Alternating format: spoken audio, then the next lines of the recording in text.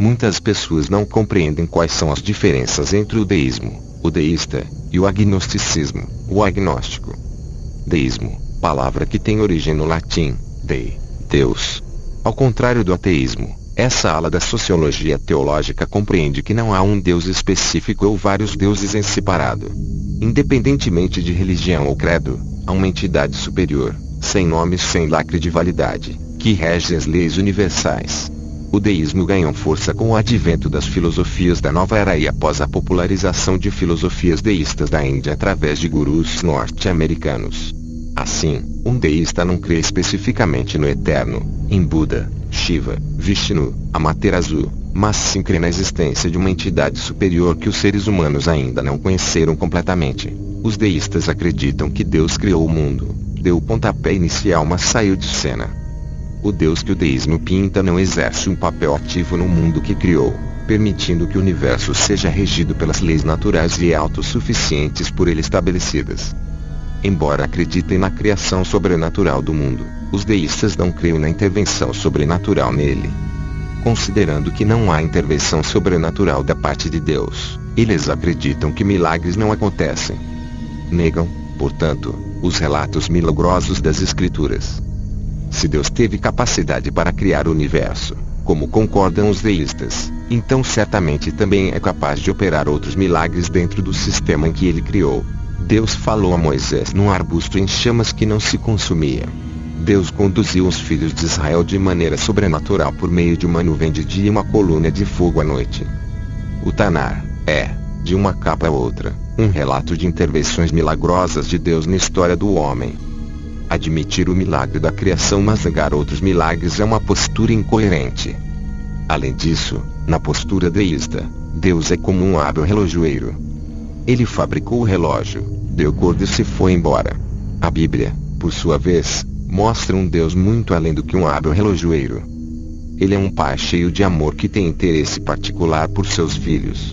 Deus deseja que a humanidade clame a ele quando tiver uma necessidade. Asaf, o maior dos cantores levitas no Beit Hamikdash, templo sagrado, registrou no livro de Terrilim, Salmos.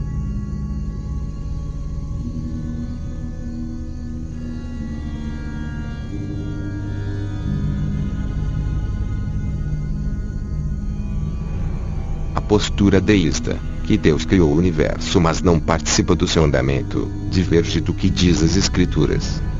Apesar de alguns pontos semelhantes entre o deísmo e o teísmo, é preciso ressaltar logo de início que as discrepâncias são o bastante para fazer de tais cosmovisões coisas totalmente distintas. Uma simples definição sobre o termo pode ser vista a seguir.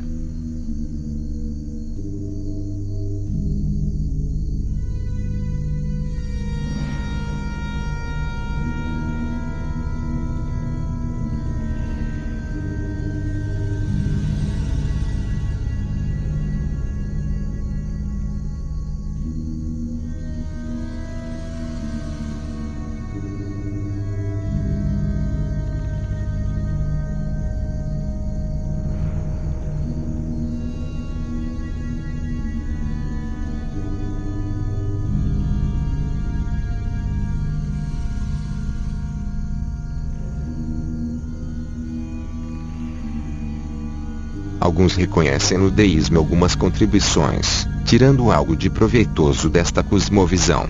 O uso equilibrado da razão em assuntos religiosos seria um desses pontos úteis, aplicando a razão contra muitas falácias feitas em nome de uma fé cega.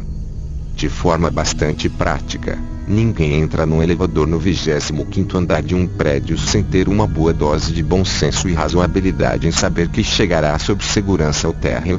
Da mesma forma em matéria de fé, não se deve abraçar qualquer outra revelação, assuntos revelados fora das Escrituras, sem ponderar sobre os mesmos. Nesta matéria os deístas tiveram como mérito no passado expor muitas fraudes e superstições religiosas. Além disso, a prerrogativa da racionalidade gerou saldo positivo no campo da crítica textual e exegese. Apesar disso, o deísmo é uma cosmovisão que merece ser rechaçada. O Criador preserva tudo, opera em tudo quando quer e tudo está patente a seu controle. Nada ocorre sem a permissão dele. Na providência divina, temos a soberania total de Deus. Deus preserva todas as coisas segundo sua vontade. Deus age em todas as coisas segundo sua vontade.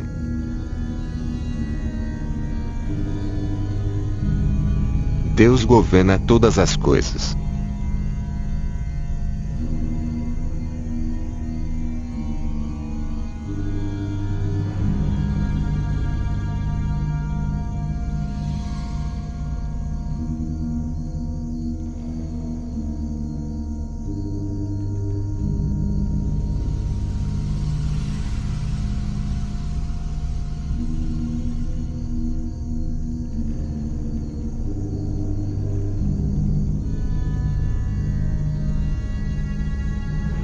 Mas infelizmente, muitos deístas modernos, através deste argumento que Deus apenas criou a humanidade e a deixou, encontramos com algo que tem trazido muito engano e escuridão na vida de pessoas que, por serem sedentas pela verdade, acabam ignorando diversos detalhes. Essa é a teoria Anunnaki. Segundo esta lenda, tudo começou há 450 mil anos atrás, quando extraterrestres humanoides chegaram por aqui, nesse planeta. Estavam passando pelas redondezas a bordo de sua nave-mãe, quando avistaram um lugar lindo cheio de vida selvagem. Na verdade, estavam à procura de um minério essencial para a sobrevivência de sua nave, o ouro, que andava com sérios problemas técnicos, pondo em risco a vida de diversas raças que coabitavam o mesmo espaço, Nibiru, em harmonia.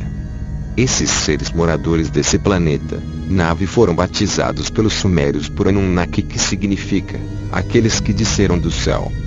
Sua chegada até esse planeta teve como princípio a mineração de ouro, a exploração via mar, mas a coisa não fluiu muito bem e resolveram retirar do solo. Os textos contam que eles estavam em número de 600 em terra e outros voltaram para Nibiru. Enki, um dos filhos do senhor dos Anunnaki, Anu, idealizou a construção de um escravo para realizar esses serviços humilhantes. Enki até sugeriu que pegassem como material genético inicial uns macacos espertos que desarmavam suas armadilhas de caça, já que eram bem inteligentes e tinham um jeitão bem parecido com um homem, Homo erectus, mas que precisava de um bom upgrade para fazer o trabalho dos Anunnakis. E aí é a grande operação do erro, que a ciência e as religiões esotéricas vão tentar explicar a falha ou o elo perdido entre o homem e o macaco da falsa teoria da evolução. Isso mesmo, que os Anunnaki manipularam o DNA do macaco, criando assim o homem. Enki e sua esposa Ninti, aliens médicos, extraíram o óvulo de uma fêmea primata, Homo erectus, fertilizando, in vitro, com espermatozoides de um macho Anunnaki, e implantaram no útero de uma fêmea Anunnaki. Após muita prática, Enki enfim conseguiu criar um ser bem interessante que foi nomeado de Adamu, Adão para os íntimos. A partir do DNA desse belo ser, uniu com o DNA de sua esposa Ninti, dando assim origem à primeira fêmea apta à procriação.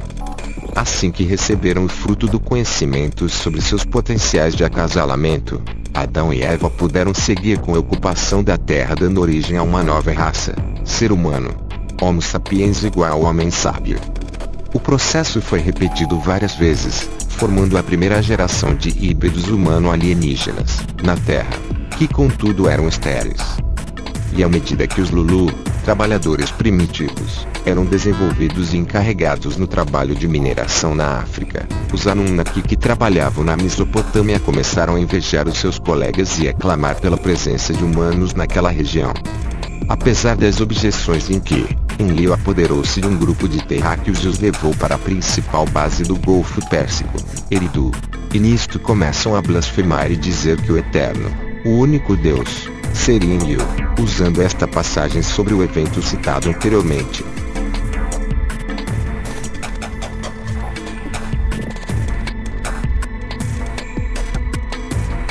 Muitos Anunnaki se sentiram atraídos pelas fêmeas humanas e começaram a tomá-las como suas mulheres.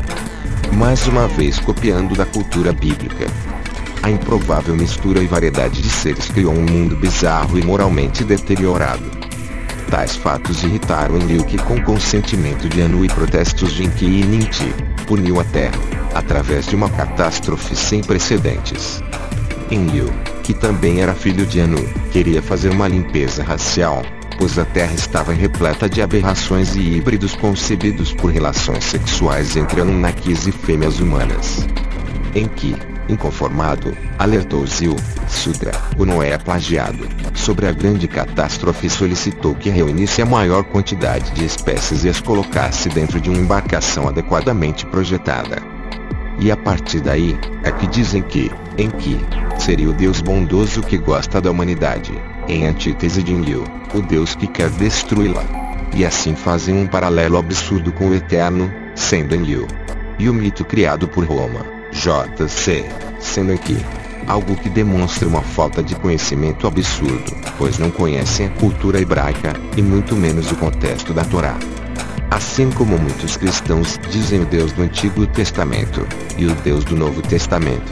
Como se existissem dois deuses, e não um só. Algo que gera idolatria, e desprezo ao Criador de todas as coisas. Algo gravíssimo. É nada mais nada menos, que o mesmo conceito idólatra invertido da gnose, onde colocam o Eterno, como um ser chamado Demiurgo, que para eles é vingativo e autoritário. Não conhecem o Deus verdadeiro, em sua justiça. Deus é amor, mas também é justiça. O mundo tinha sido totalmente corrompido com imoralidade, idolatria, roubos e muito mais. Mas ele não podia permitir a injustiça perdurar para sempre, por isso, ao contrário do que dizem essas fábulas, ele mesmo, pelo qual chamam de Enlil, foi avisar Noé, que era o único justo para construir a arca, não o Deus bonzinho, Enki. Então, para fechar esta história asquerosa, os Anunnaki então partiram para sua nave-mãe, Nibiru, achando que haviam destruído tudo e todos. E segundo essas teorias abandonaram a humanidade, assim como é a visão do deísmo, um Deus que cria, mas deixa a sua criação à mercê.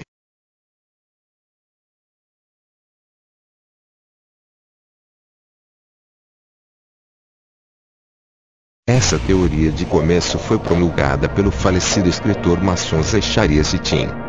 Esse acordo é especialmente problemático, dado que a Sitchin acredita que a humanidade foi criada como uma raça escrava por extraterrestres avançados, os quais os sumérios chamavam de Anunnaki, e os hebreus chamavam de Nefilim. Existem vários problemas com as teorias de Sitchin. Acima de tudo, os textos bíblicos não dão suporte à noção de que os Nefilim tenham qualquer coisa a ver com a criação de Adão. Na verdade, os Nefilim eram os produtos, e não os instigadores, da hibridização. Também é bizarro o fato de que Sitchin não tem nenhuma credencial acadêmica pertinente, nem como linguista ou sequer algum idioma semítico. No entanto, seu arqui-inimigo, o Dr. Michael Ezer, possui um PhD em hebraico e estudos semíticos, assim como um mestrado em história antiga.